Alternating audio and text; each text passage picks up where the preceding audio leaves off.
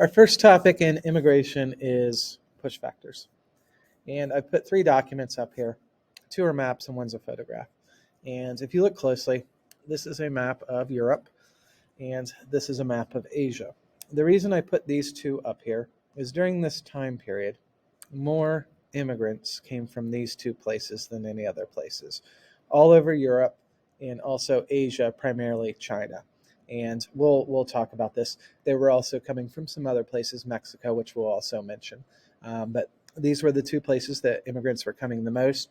Also, this photograph, if you look closely, you'll notice a couple things.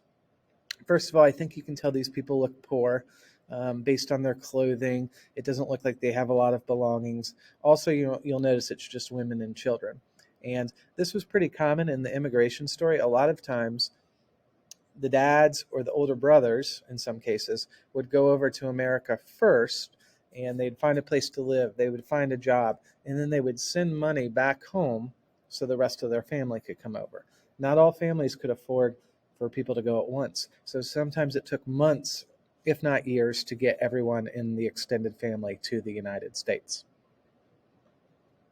Here's a better picture of that. Okay, so our immigration story, and this is true back then, and this is true in 2023. Push factors. This is where the story starts. And very simply, a push factor is the reason an immigrant leaves their native country.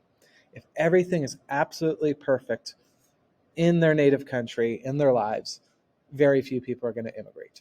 Okay? So push factors are typically things that aren't going all that well, and it forces a person or it pushes them away from their native country. A native country is a country that you were either born in or have lived most of your life in. It's something bad that pushes you away. So we're going to look at the five main push factors for this time period. As I go through these, I want you to keep in the back of your mind, are these push factors that were common 1870 to 1920, are they still common today for immigrants? Some might be, some may not. So I always start with this one first, economics. This is probably the most common push factor back then and today. And we can call this economics. We can call it not having a job. We can call it poverty. We can call it being poor. It all means the same. A lot of poor people will leave their native countries in search of work and prosperity in another country. Number two, and these are in no particular order, by the way. Number two that I've listed is war. If there's a war going on in your backyard, most people aren't going to stick around and watch it happen. If you look at places where war has happened recently, places like Afghanistan or Ukraine right now or Syria, a lot of those people in those countries have left and gone to other countries for safety reasons. Back then, farmers, they didn't have any land to farm. You might think, well, how can you be a farmer without land? The way it worked, and this was mainly a European thing. So back then, people had really big families. So let's say there was a family and they had three brothers and three sisters and mom and dad and all that. So what would happen is they grew up on the farm and everyone would work on the farm. Then at some point, the dad dies.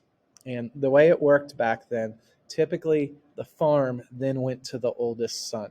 So if you were the oldest son, you were in good shape because you had the land. But if you were some of the younger sons, you now have been trained to be a farmer all your life, but didn't have any land to farm. So you might leave to go to a place that has a lot of farmland. These are two totally different things, but I put them together. Famine is a lack of food. Disease is disease. The most famous example was probably the Irish potato famine. This was 1840s, where basically everyone in Ireland, the potato was an important part of their diet. Something went wrong with the crop for 2 or 3 years, had this disease in it, and if you ate it, you would get sick. So literally hundreds of thousands of Irish people were starving to death, so they left. This one, technically two different things, but again, I combine them, religious or political reasons. And this could be a whole host of things. Maybe you live in a country that's not a free country. Maybe there's still a king or a monarchy. Maybe you're unable to vote. Maybe you get drafted into the military when you turn 18 years old. Those would all fall into the category of political reasons. Religious reasons would be things like you can't practice a certain religion. You'll read and learn about it, but there were a lot of Jewish people from Eastern Europe during this time period that left Europe